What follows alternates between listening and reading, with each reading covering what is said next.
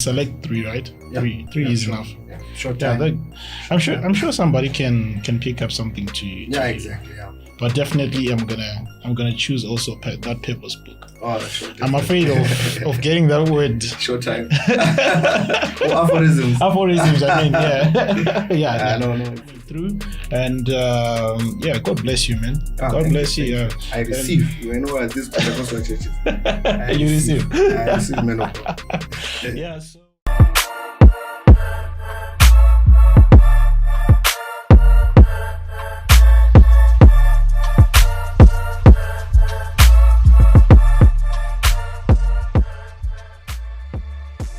And my first guest, of course, in the studio is none other than Jonathan Ralph Kadurira, a young entrepreneur, writer, and motivational speaker. And on this first episode, we're going to discuss a very crucial subject, which is purpose. And Jonathan, welcome to the podcast. I know you're a very busy man, but I would like to thank you for taking your time to talk to me. Thank you so much, Confidence, and I am really glad and honored to be part of this nice project that you're working on, and I always want to take part in things that transform people's lives, so I'm really honored. It's quite an honor, especially being the first guest. Yeah. I don't know what that really means to me, but I think I'll be first in so many things. That's awesome, Jonathan. So would you care to introduce yourself? Who is Jonathan and what does Jonathan do? Okay, so my name is Jonathan Ralph Kadurira, and like you mentioned, I am an entrepreneur. I do run a cleaning services company. That's great. I'm also into consultants. That's my passion. So I realized that my passion is to stand in front of people and get paid for talking. Okay. So that's what I do also. But then also by passion, I am an author. So far I've got 5 books under my belt. And I do speak. Some call it motivational, some call it inspirational. But what I know is I stand in front of people and I speak life into people. I encourage people, I inspire people by my story and by the lessons that I've learned throughout my small life. So basically in a nutshell, that's about Ralph.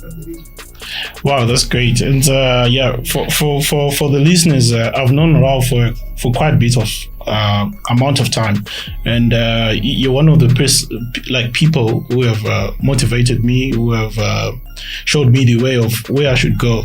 And there's one topic that you always speak about. I don't know if I've ever been to any of your talks where you haven't mentioned purpose.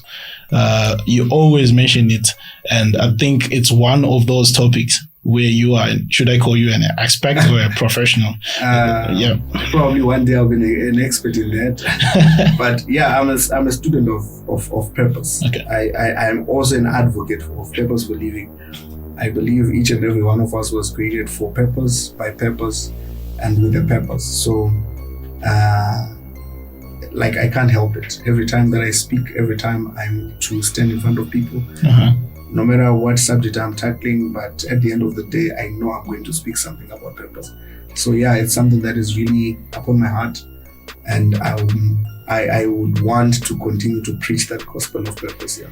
Wow, that's great. So for interest's sake, how do you define purpose? Okay, purpose, in simple terms, the short definition of it is that it's the reason for existence, the reason for one's existence. But I might want to expand it to say, purpose is that place where you thrive. Okay. A place that, it's like your high calling. It's undeniably your high calling. That place where you don't get to try things. You just do things, and it becomes so apparent to people that people actually get to notice and to feel the impact of what you do, even if you're not there. They actually get to see, okay, this is a confidence purpose. When you are in it, you know it, you feel it, and it is timeless. It is beyond you. Even after you're gone, we can still trace and to get to see, okay, this is what confidence was doing. This is what we know confidence of.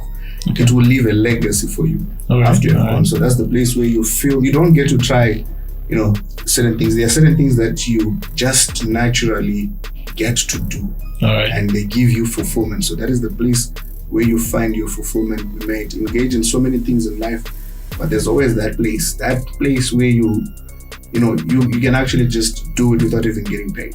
So for me, that's the broader definition of what purpose is. Okay, that's quite a lot of some insights. But before we go any further, I would like to know. So you have been speaking about purpose a lot, and my question is, have you found yours? Purpose as a discovery. I started speaking about it whilst I was also on my journey of discovery. Okay, that's and you always get to discover it. Like, it's not a one-day event. Okay. Where you're like, hey, yeah, I've discovered my purpose. This is like, you always get to find. It's funny how we don't know. Like, I always put it back to how we don't know ourselves as people. Okay. Like, you can actually not know what you like, what you don't like. Uh-huh. You cannot even know what food really, does good to your taste buds. Right. But then you always continuously to say, but yeah, this is my food. Like, after a time, after a while, you're continuously, testing other foods, but then you settle, say, this is my thing. Okay. So the same with purpose, but I believe my purpose is to inspire people to move from a position of survival to a position of significance. Like, life just doesn't have to be mundane and mediocre and just live each day like, like you're on a trial or something. Like, you need to explore, you need to expand, you need to exhaust all your potential. You need to have other things that give you fulfillment. You need to move from a point of just, doing things for just living, just surviving. Yeah. So you need to get to that point where, everything that you do is significant. So that's basically what I preach, and basically I use then so many vehicles to tackle that. But basically, that's my purpose, if I can put it in words. At times you might actually find it very hard to put your purpose in words. It's okay. But as long as you feel some, sense of fulfillment in whatever that you're doing, then that's it. You might find it difficult to put it really in words, but then if you really know it, it's more or less like eating an apple. If I ask you to tell me the taste of an apple, you might not be exact in terms of explaining how an apple tastes like, because you might say it's sweet, but then I would say, okay, an orange is also sweet. So like, how differentiate sweet? To really then differentiate an apple from the orange, it's almost impossible. Right? It's almost impossible. But then if you have it, this is an apple. Even if I blindfold you, whatever. But when you have it, even in your sleep, know that this is an apple. So basically, that's all about purpose. You might find not find words to be able to really, describe it. But when you are doing it, when you're in it, you know this is exactly what I should be doing. Yeah. Okay. So basically, what you're trying to say is, it's not a one-day event to say this is my purpose. You have to constantly try new things. So it involves doing rather than just having ideas and sitting at home and like, I have this idea. Yeah. It's not a decision. Purpose is not a decision. Purpose is a discovery. You actually get to discover, I'm actually good at this. I can actually just effortlessly do this. So you get to discover, but you can only get to discover that you can effortlessly do something when you then get to do that something. If you don't get to do anything, there's no way you'll discover your strengths. There's no way you'll discover your weaknesses. There's no way you can then, ultimately discover your purpose. So you need to, to do stuff. You need to be active in doing certain things. There's no one person whose purpose is just to merely sit and watch, and I think only statues and and all those graphics that we see are meant for that. Yeah, true. So again, we are on the 1% podcast, and with the guest, our first guest on the on the first episode, Jonathan Ralph Kadurira. And there is one thing, Ralph, that I have discovered, which is fear. It's not like I've discovered that there is fear, but like I have discovered how it hinders people from progressing, right? Like, for instance, you mentioned that your purpose is to inspire people, right? Did you have that time where fear came to you, where doubt even told you that, can you even speak in front of people? Like, didn't you have that difficult time where you had something that you really wanted to do, but you always questioned yourself, what are people going to say about this? Because obviously, as a young person, you're always thinking, hey, what are the girls going to think about this? Yeah. What if somebody laughs at me? What are my peers going to think about it? Did you have the time? Yeah, of course, yeah. I've had times where doubt trickles into my mind and heart and, soul and everything. But then fear for me comes in, it's twofold. Okay. There's the fear of, fearing, you want to do something, but you've got this fear of saying, will I succeed? Right? And then there's that other fear to say, okay, will I be able to really, if I don't then get to do it? Am I going, like, you fear regret. Right. It's a few people actually who fear regret. Though. Yeah, and many people actually fear to actually start to do the things. Yeah. And let me probably just address that. I have had moments, of course, where you're like, will I be able to do this? Right. Like, am I capable enough? Am I confident enough? Okay. Am I presentably, prepared to be able to stand in front of people and do this or to tackle this and all? Right. It does come. But the one thing that I like about purpose and knowing your purpose is, if you know, because purpose answers to the question why you're doing whatever you're doing. All right. Why are you doing it? If, at times if fear comes, but if you remember, if you go back to the reason why you are doing what you're doing, that always works for me, because I understand that if I don't do it, then no one will do it. If I don't get to do it, then, it's like going to work.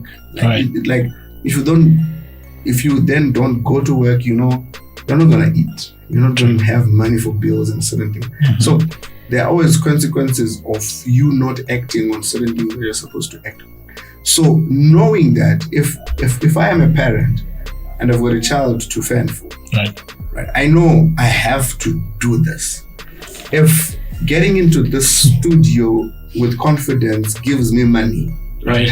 Even if I have never been in a studio before, I just see lights and mics and everything, and like, I don't think I'm capable. But if I remember my childhood home, who is then the reason why I'm doing this? For some reason, I'll get the strength, and the courage to actually then get to act on these things. And fear always comes, but you know what? Just do it. Like what Mike says, just do it.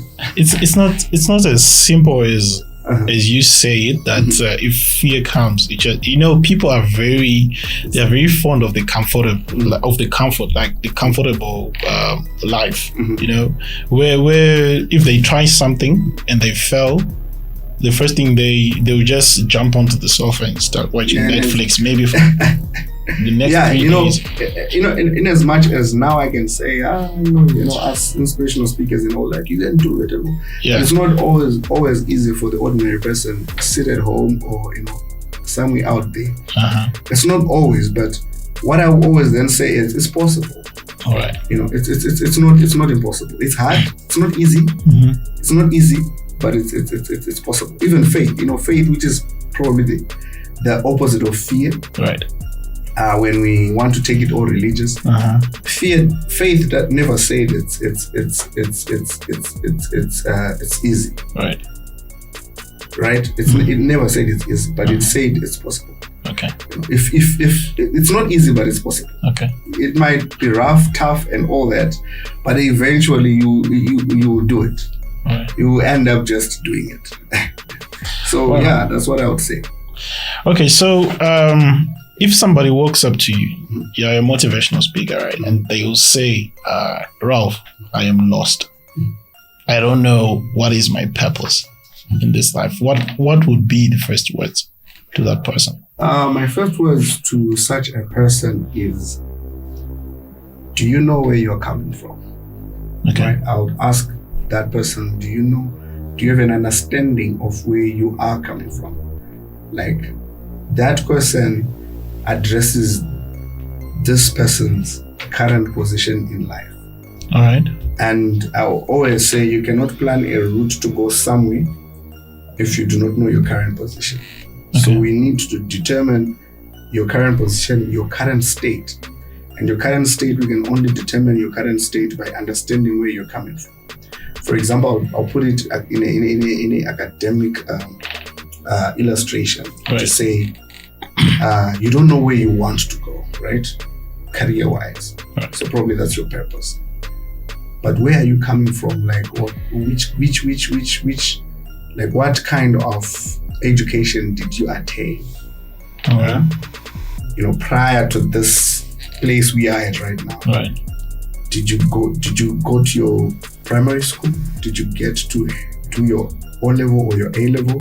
Okay. If we then get to understand where you're coming from, we then get to determine the position you are at. All right. And then from the position you are at, now we can then plan a route to then find somewhere. Then we can go somewhere where you think or you know you might find fulfillment in doing certain things, because our decisions, or rather our environments, shape up our decisions. Okay. The environments that we grew up in will shape the decision that we make in life, and that also shapes the decision of getting to pursue your purpose, because purpose is not a decision, it's a discovery. Okay. But there's the decision of wanting to discover that you should take to say, okay, because it's intentional. You have to be intentional about it. It just doesn't happen. Like, you actually, no one will come and discover that thing for you.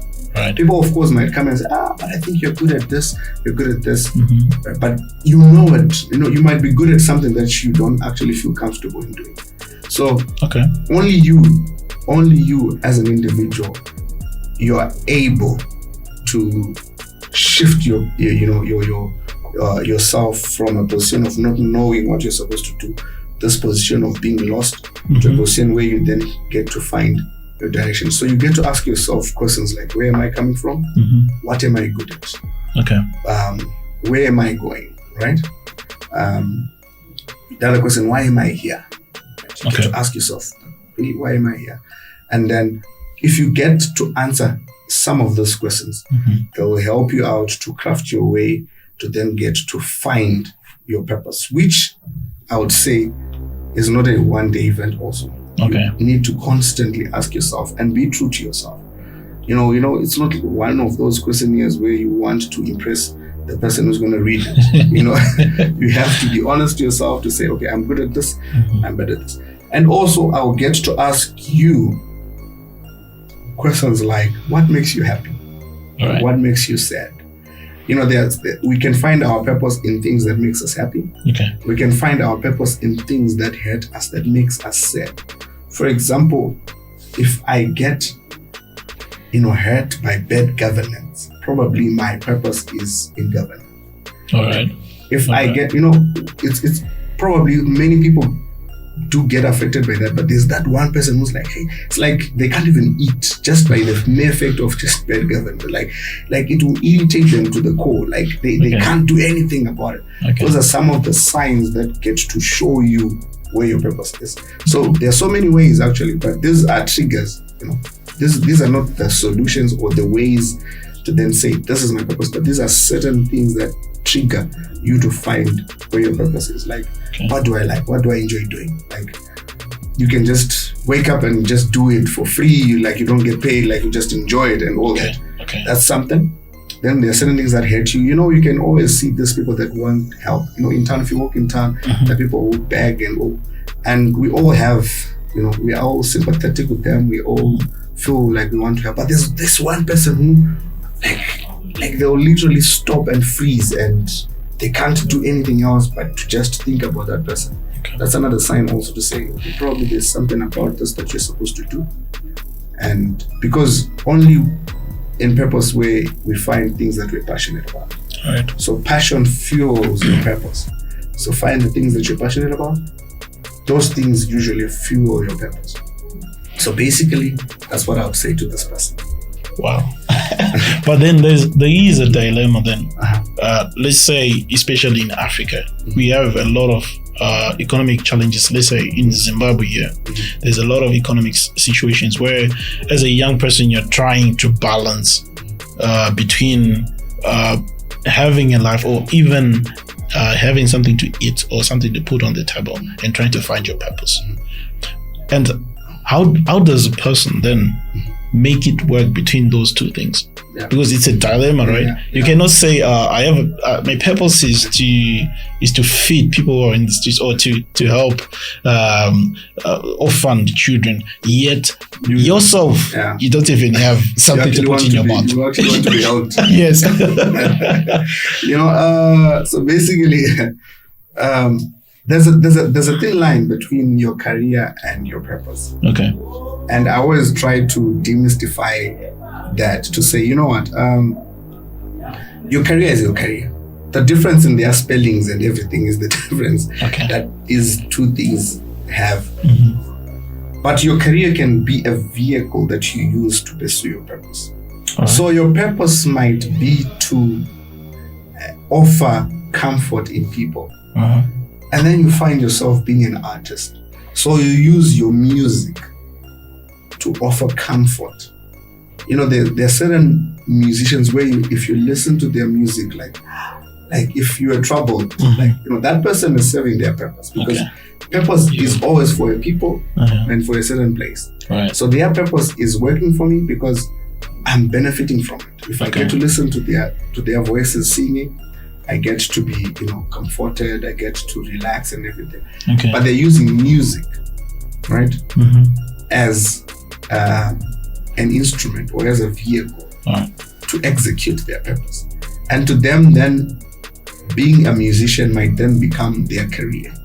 Okay. So they get to, be a musician, getting paid for the gigs, but because that's the area that they're supposed to be, they are wired in that way, they are serving their purpose, right? Because their music, in as much as people are buying it or whatever, or paying for it, but then when people listen to it, probably it soothes, people's souls and emotions and everything. So, so that'll be it. So there are certain things that we're passionate about, and to be honest and to be truthful, at many times passion doesn't pay bills. Right. You might say my passion is to play golf. You might be passionate about it, but are you good at it? Yeah. You cannot you can't be 35 years, you still just want to play golf and say one day I'll make passion. Are you good at it? Right. Because now, of course, like purpose, this is something that you don't try. This is something that, do you know, there are artists, they just stand there, they start singing. Like they don't try, like it's like it's flawless, like it just flows, like it's like there are no glitches and everything. Then there are certain people you actually say, it has taken so many rehearsals for them to perfect this. Okay. Like you can actually see the effort when they're doing it, and there are so many people that you can actually just get to see, and you see there's like no effort really. Because they are wired like that. A leg will not even try to walk. It just walks naturally. It's only when you're walking with your hands that you really then have to put much effort. Of course, you might actually walk with your hands, but it's not the purpose of the hands to walk. So that's another thing. You might actually be doing certain things that may actually seem to work, but might not really be your purpose. You might actually walk, but with time, you get tired. With time, you get frustrated. With time. So if you then end up getting all these things, it's a sign that you're not really in line with your purpose. Okay. Wow. All right. So, education, right? do you think it's still relevant? We're talking about purpose right now. And do you think that education right now is still relevant? Because I can quote from somebody, it's an unknown person actually. They say the world has changed, but the advisor is not. Okay. Yeah. So there's so many youngsters who are stuck between, should I pursue this whole going to college thing?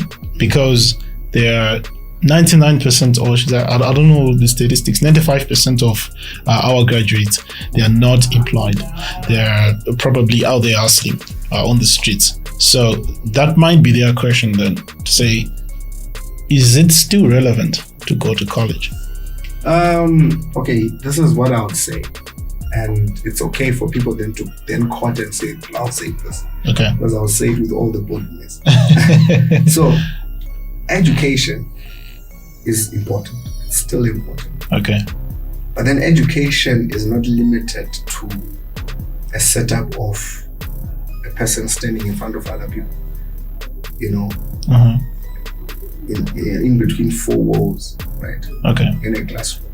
It's not limited to a classroom. Okay. Education is everywhere. The funny thing that I've seen is there's people that don't advocate for education.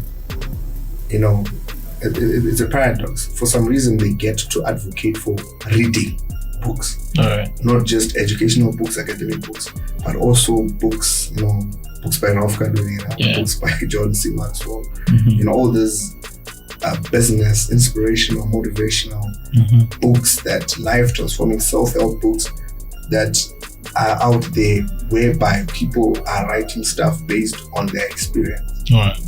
So education is important because like this is what I consider education to be like. Like let me take an example of the subject of history in school.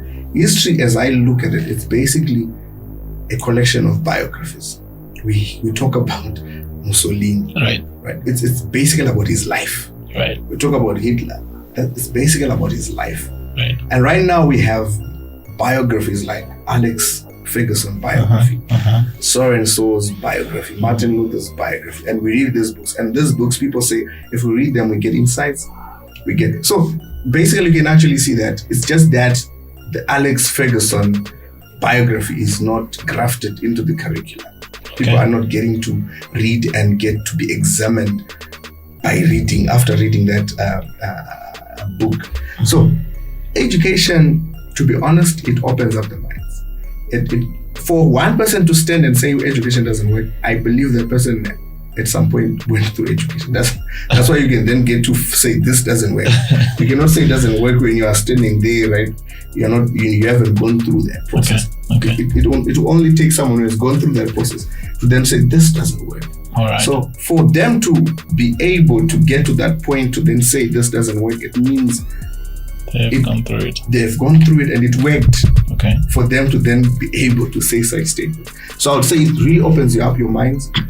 It broadens your thinking capacity. Okay. You know, your perspectives are broadened. How you see life, how you interpret things that happen in your life. Education plays a role, but then it's not limited to the four walls. All right. We get to learn from people's experiences. We get to learn from our own experiences. We get to learn from certain things that happen, you know, worldwide. You know everything. Every day we then have to learn.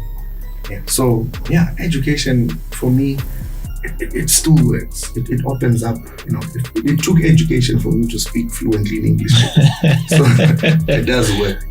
Of which nowadays they say English is the business language. Okay. Yeah. So it does work. All right, great. So you have wrote a number of books, and I see you have one of the books that you have wrote. Yeah. It's called Short Time, and I believe you have also wrote a book on. We'll come back to Short Time. You've wrote a book on purpose. So if I am to grab a copy, what should I expect from that book? Now that book is for 3 different people that we have in this life. Okay. There are people who know their purpose and they are living it. Right. Now those people will benefit this from the book because they will get encouragement, they'll get insights, they'll get wisdom to keep on pursuing their purpose, because at times you might want to give up. Okay. Because purpose is at times fought. At times your authenticity has to be tested. At times a special group of people, those who know their purpose and they're actually living it. Okay. It is there to, to then tell them that purpose is dynamic. You don't just stick to one thing. All right. Like you do certain things, so many things for you to pursue one single goal. All right. I'll give you an example. Jesus Christ came and he knew his purpose, which was to redeem the people, back to God. All right. That relationship that was cut. But he came, he preached, he came, he healed, he came, he taught, he came, he did miracles, he came, he did so many things. Okay. But it all was aligned to achieve one thing. So that book will then also get to tell you, if you're pursuing purpose, you need to ask yourself, in whose presence does my weakness emerge? Okay. In whose presence does my strength emerge? And if you get to answer that question, then you stick to the people that, if you are in their presence, your strength emerge. All right. You don't then get to hang out with people. It's like you're an accountant, right? And you spend most of your time with historian. It doesn't really work out. Doesn't really the ideas and all that, the talk won't really sharpen you to be effectively, to actually then get to execute your purpose effectively. So that book is for such people, and it talks about so many things along those lines. Then there's a second group of people, those who know their purpose and they are not living it. They know it, but they're not living it. Okay. Now those people probably they tried it, and probably they thought in doing or in pursuing their purpose they would find money. Right? Okay. And because so many people want to pursue purpose so that they get money. And I always tell people, when you're pursuing purpose, it's not about what you get, but it's about who you become. Okay. But the good thing is when you become, the getting is inevitable. Like, all right. you don't get it to get. You don't get into it to get something. Okay. But you get into it to become something or someone. But when you eventually then become, this getting thing is inevitable. You will just start to get Okay. because of who you have become. So those are some of the things that I then get to say, so that people actually know that, you know what, no, you do pursue your purpose. You know it. You might be feeling all this doubt, all this fear, and all this thing. So there are insights and wisdom nuggets in there that will put confidence, pun intended, put confidence in these people that they actually then get to pursue their purpose. And the last group, of course, those who have no clue whatsoever about their purpose. Okay. From the first page to the last page, I'll be dealing with these people also. Okay. So that's a very good book to get. Wow, that's great. So everybody should definitely get, what's the name of the book, by the way? The name of the book is 109, because there are 109. Pursuit of Purpose Aphorisms. So aphorisms sounds like a big word to others, but it's basically just... It's a big word to me, bro. Basically, it's original thoughts. So these are thoughts that I gathered over a period of 2 years. Okay. So I'll just get to something, then I'll just write it down. So then I expanded on them. So there are 109 aphorisms that are there. Okay. So it's called 109 Pursuit of Purpose Aphorisms. Wow, great. So we're talking to Ralph Kadurira on the 1% podcast, the first episode. And I'm enjoying this. I hope everybody is enjoying what you're listening to. So let's get to short time. What is short time about? So short time here in this part of Africa, especially in Zimbabwe. Short time will mean a quickie. Right. It's a sexual act. Yeah. And usually prostitutes, they use this word, if they are having a client for just 5 minutes or whatever they charge for that, they call it short time. Okay. So basically, this book is my first attempt to fiction, but it's based on a true True story. Okay. So it's a novel. All right. So what it talks about, it talks about this young lady who had a tough childhood. She got abused at a very young age. She would change schools. She grew up with her father and stepmother. So the stepmother, the father, and the stepsister would abuse her. Okay. So many a times we talk about spousal abuse. We talk about child abuse, a parent abusing a kid. But then this book also gives insights about sibling abuse, whereby a brother and sister are abusing each other, and the effects that this kind of abuse has in kids. So I narrate the story of how then she ended up fleeing the country, going to South Africa, Hebrew to be specific, where she then, with the influence of friends, found herself dipped in prostitution. Okay. And then how some of the things that she would get through. So there are so many lessons actually in that whole story of her being in prostitution. Okay. But there are just about two things that even I myself as the writer of this book, that I put, because I basically, I just then had to put lessons in the whole story. Okay. So one of the lessons is, they're actually business tips, business lessons that one can actually learn from prostitution and actually apply it in your legit business. Okay. Like if you are a prostitute, prostitutes don't just stand anywhere. They stand strategically. Right. They stand in places where they know they'll get clients. Right. If they stand right, like for example here in Horaay, in First Street where everyone is walking through, they don't stand there because no one wants to be seen to be engaging with a prostitute in such an area. Okay. So they get to go to those places where those avenues areas. Right. And they've got specific times that they stand there also. Okay. So these are some of the lessons that also when you're putting out your product, there are certain markets that your product is not, feasible to put. Like it's not ideal for such for such environment. Okay. I always say if you're in a business of selling lawn, it'll be stupid of you to get to establish such a business in the high density suburbs when no one actually has good lawn in their yards. So you might then blame evil spirits to say, my business is not working. But you're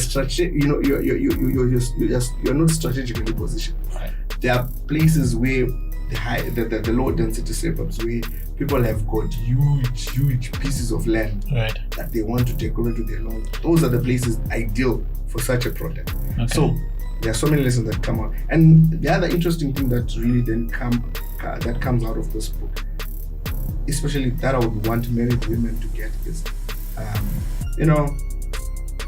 it's not always a sexual desire or pleasure that men seek when they engage this week. At times men, they don't have anywhere to vent out. They don't have anywhere or anyone to share their deep secrets, what hurt them. Because at work probably they are the boss. Okay. At home they are the dad. They can't even say things to the wife or to the kids and everything. Okay. At church it's not comfortable if they do go to church. Probably when they go to the bar. But at times they fear, because if they go to the bar, they are engaging with people that they know, and they fear these people walk around, saying all these things. Okay. So if they engage in a prostitute, they know, as they'll be cuddling, they'll be doing whatever that they'll be doing.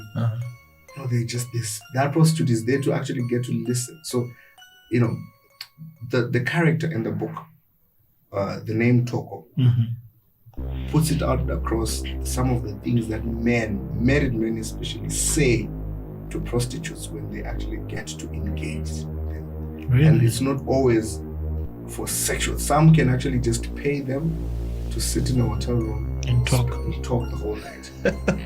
I don't know, those ones are strong, but but interesting. Yeah, but these are some of the things that really come out. So it's actually a very insightful book. It will take you through emotions. You might laugh, you might cry. It's really something else. Yeah. Yeah, so this is definitely a book for everyone to read. And going back to the topic of purpose, how important is friends, should I say company, in trying to find or discover your purpose? Like I mentioned earlier on, you need to discover in whose presence does your weakness emerge, in whose presence does your strength emerge. Mm-hmm. There are certain times when you do something wrong, or many a times when you do something wrong. Mm-hmm. There's always that one person that you're always with. Every time you go into trouble, there's always a specific someone. and most times, there are certain times when you do things that are right. Mm-hmm. There's always that other person also who's not probably this other person who gets into trouble. Right. So you need to make sure that you are with the right people. Right. The people that subscribe to your value system, the people that subscribe to the same beliefs that you have. Those are the people that to hang out with. People that will also force you to level up. People that will force you to have your game up. But you understand that, and I am speaking this from experience, right? When you start to, or when you discover that you have to grow, right, as a young person, it's not as easy telling your friend, maybe your long-time friend, that, dude, we should start doing this. They might think otherwise, or they might think that it's still time for them to enjoy. Yet you are being driven, because you come from different backgrounds, right? You are being driven to say you should start acting out, or you should start doing 1, 2, 3 things, right? And it becomes so difficult, and sometimes friends will think that you're betraying them. Okay, so here's what I'll tell you. One thing that I got from my spiritual mentor. Okay. One word, it's a scripture. It's a scripture in the book of Acts. Okay. Where it says, now in this place, Jesus began to do. So it says, these are the things that Jesus began to do and teach. Okay. So the first thing that he did was do. Then he taught. Okay. He didn't teach and then do. These are the things that Jesus, began to do. Okay. And then teach. Okay. The things he began to do and then teach. Okay. It's easier to teach when you're doing. Okay. It's easier for someone to get to actually say and accept things when they're actually seeing those things being done and being effective in someone's life. So at times, what one person then needs to do is to start to act on their purpose. Okay. Though I would say, like I wrote in my book, some people may actually hate you. They hate you because pursuing your purpose will expose their lack of purpose in their lives. All right. So they might hate you for that. Okay. But should you stop? No, you shouldn't. You shouldn't. You should go till to the point where they get to accept. Some will quickly accept, some it will take time, some will never. All you right. Don't. you keep on pursuing your purpose because it's you having a better life, and it's so many other people that, because purpose is not a personal thing. Right. It does affect so many people. Right. Knowingly or unknowingly. Right. There might be someone somewhere out there seeing you, observing you, a young kid saying, confident, I like what he does. It will probably take, someday for that person or that young guy or that young girl to then say, so many times where you get to meet someone and say, I've been following what you're doing, I'm inspired. And if you don't get to meet that person, it doesn't mean that you're not inspiring. It will only take your meeting for you to then to get to have that knowledge that you're actually inspiring them. But there are many others that you haven't yet met, but you're still impacting by what you're doing. Nice. Okay. And they are probably and they'll say, if I then get to meet him one day, I'll tell him. But probably that day might not ever come. Okay. But you shouldn't stop. Because I would always say we are under observation. There are certain people that are always seeing what we're doing. Okay. Probably get inspired, they get motivated. And we actually, probably one day they will then probably get to text you. That is if they get your number. But if they don't get your number, they might not be able to send that message to you to say, confidence, of all that you've been doing, I've been inspired and everything. So you keep on going. So to this friend, to these other friends who are still comfortable in their, positions of mediocrity, if I may put it that way, the only thing that can quickly inspire them is actually getting to see you doing or pursuing your purpose, and actually getting to see the benefits of it, actually getting to see progress in your life. They're like, many times, those who are still, who are humble enough to accept, they will then start also to then get to act on their purpose. On their purpose as well. Wow, brilliant. So have you yourself lost a couple of people? Yeah, you lose people in life. And I've come to understand that there are seasons. People are seasonal. Right. My primary school friend is not longer my friend. They were my friend for primary school. And that was it. Okay. And then you get to high school, and then there's a few perennial friends. Okay. But many a times, people are seasonal. There's a season that you have to work with this person. There's another season that you have to work with this person. There's another season that you have to work with this person. And losing people is not something that you should get worried about. Okay. God even loses people. The exact people, the same people he created, God loses people every time. So I myself, just Ralph Kadurira, just a human being. God loses his own creation. I didn't create this person, I just made them. So if I lose them, it's fine. Okay. But then also you then need to reflect to say what really then made you to lose these people. All right. But we always learn from all of these things. I've lost friends. And I remember one day someone actually came to me and said, Ralph, you've been friends with this person for years. Like, what happened? Like, no, things change. Right. Things change. I'm not worried that I'm no longer friends. Like, things change like that.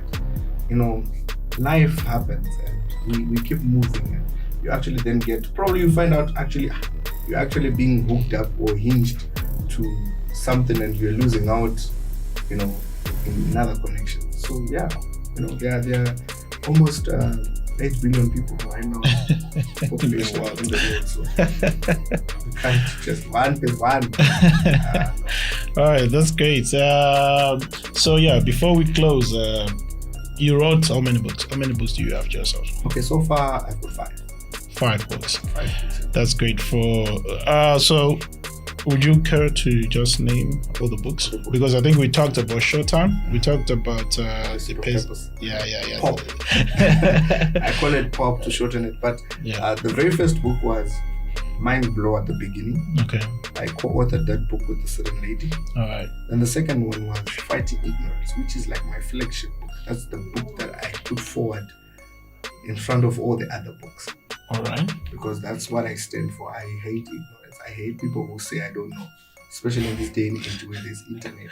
There are so many. If you Google right now how to stand up from that chair, there are a million answers that will come. And you hear someone saying, I don't know. Okay. There are people to ask. Right. There's the internet to ask. Yeah. There's so many things. So that's my flagship book. Then we come to the 109 Pursuit of Purpose aphorisms book. Then we come to Short Time. Then there's another one which is called Destiny Sagacity. It's an interesting book. I wrote this book with 6 other youths. We are 7 from 4 different countries: Botswana, Angola, South Africa, and Zimbabwe. Okay. And for your interest sake, you might want to know, I've never met the other author from Angola. Really? I haven't met the other author from South Africa. Wow. The other author from South Africa, she's a very good friend of mine. Okay. We met online. Okay. And we became friends. I've been to South Africa. I failed to see her because probably she would be busy or whatever. She has come to Zimbabwe twice, and we failed to meet. But then it didn't stop us to actually get to do a project and finish. So yeah, we meet online and we do things. The other person from Botswana, she's now in Qatar, but then she was in Botswana. We met in a WhatsApp group. And as people were discussing, we discovered that we had, certain things in common, and we agreed to write a book, and boom, we wrote it. And when we launched it, when we released it, and that's about 3 years ago, 2017, the US Embassy in South Africa actually got a copy and put it in their library. So that's something which really then told me there's nothing impossible. Yeah, so was there some young men out there who are sliding into women's DMs to try and holler? Yeah. You are sliding into women's DMs to try and write a book. And that's and at times probably you always get what you want. But I think many times we only focus on the social things and not on the business, life transforming issues. But we can actually get things done in these DMs. Yeah. Wow, that's great. So all these books can somebody find them on Amazon? I only have 2 of them on Amazon. Okay. I'm still working on putting the other one on Amazon, but it won't take time. Okay. It's click, upload, and then it's done. Yeah. So but you can all find them. Very soon you all find all of them, but so far they are just about 2 books that you'll find on Amazon.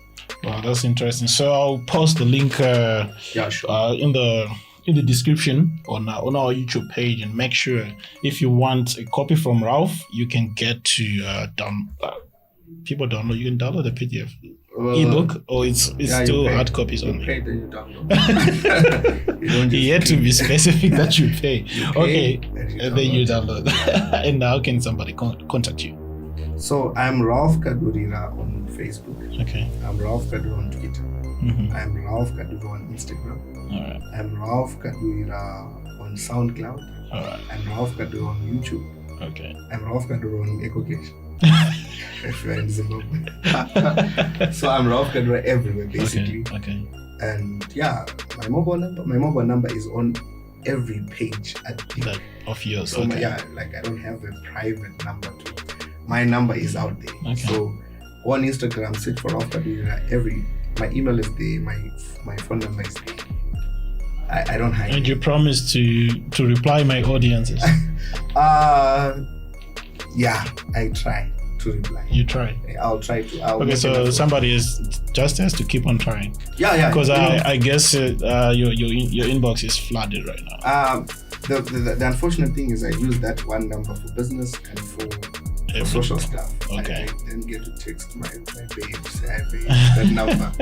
I also then get to text confidence with that number. I also get to text the listener with the number. Okay. And at times it gets flooded, but I always make time. Okay, for that. But especially to people who then get to say everything that they want in one single message. Okay. Not this, hi, how are you? How's Zimbabwe? How's your day? Those ones might find time to spend the rest of our days. A message with no purpose. Yeah, because at times, a message with no purpose. It has to be purpose filled so that we don't get to waste each other's time. So because we don't work at a call center or we are paid to reply messages. Wow, that's great. It's been great talking to you, Jonathan, and I just want to thank you for coming through on this first episode, because you know how difficult it is to talk to other people. Say, I'm starting this podcast. Can you be the guest? They'll ask you how many guests have came to. Like, I don't. I'm just this is the first one. They'll be like, I know, man. I'm busy. So I just want to thank you for coming through, and God bless you, man. God bless you. I receive. You know at this point. Churches. You receive. I receive men of God. So to everybody listening, this has been the 1% podcast with Jonathan Ralph Kadurira. Make sure you follow him on his pages. He's a motivational speaker, an entrepreneur, and a writer. And also make sure you buy one of his books. I'm actually gonna give away 3 of his books to any lucky winners on my social media pages. So make sure you follow us on our social media pages, and then we can see what's going to happen. Make sure you visit our website also, and follow us on YouTube, Spotify, iTunes. We're everywhere. And all you have to do is simply share this podcast to any of our social media pages, tag Ralph and any of your 3 friends to our post, and then you can be a lucky winner to all of Jonathan Ralph Kadurira's 3 books. We're gonna select 3, right? Yeah. 3 is sure. enough. Yeah, short time. Yeah, I'm sure somebody can pick up something to you. Yeah, exactly. Yeah. But definitely, I'm gonna choose also that Purpose book. Oh, sure. I'm afraid of getting that word. Short time. Or aphorisms. Aphorisms. I mean, yeah, yeah. No. Yeah. So thank you for listening, and keep the hustle real. Thank you, Ralph. Thank you so much.